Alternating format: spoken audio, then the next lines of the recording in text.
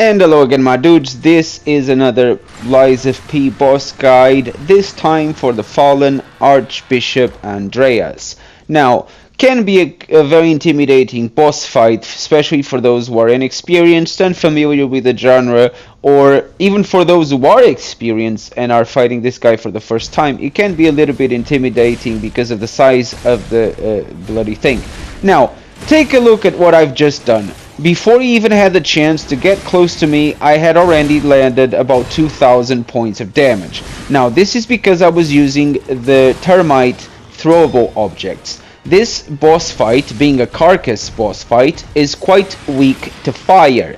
On top of that, if you use a fire damaging weapon, just like the salamander blade that I'm using here, although I am using it with the baton that scales with motivity, you will be doing quite a good amount of damage per hit. Not massive, but effective, quick R1 attacks that will do just good enough damage to keep the boss fight as quick and short and sweet as possible.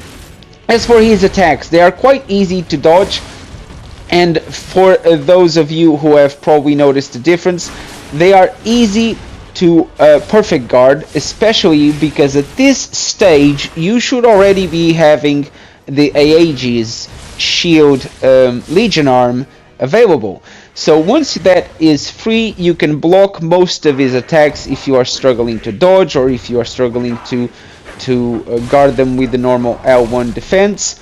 But what you can do is, while you hold L2 to keep the Legion arm up, you can also try to perfect guard by tapping the L1 when it's just about to hit you. That will not only allow you to not lose health in case you miss the perfect guard, because it will still block the attack, but it will also give you a sense of security in case you are still getting used to the perfect guard system of Lies of P. Now, back to the boss fight itself. As you can see, I tried to stay on top of it, but even during the second phase, which is what the footage you are seeing now represents, is the second phase of this boss fight, I tried to stay on the tail side, so not on the side that becomes new during the second phase, where you can see more of his body coming out of his creature monster stomach.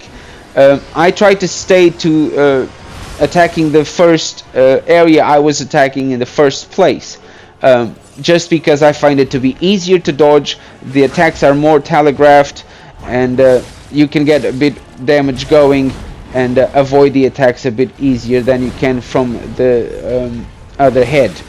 Here you can see I actually got very careless. I got hit several times, but again, the purpose of this video is to show you that even if you mess up, there's no need to panic.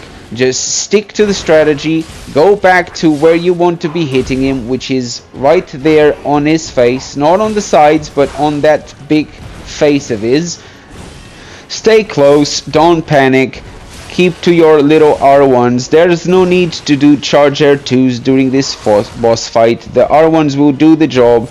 Just stay close, be aggressive, and try to perfect guard his fury attacks.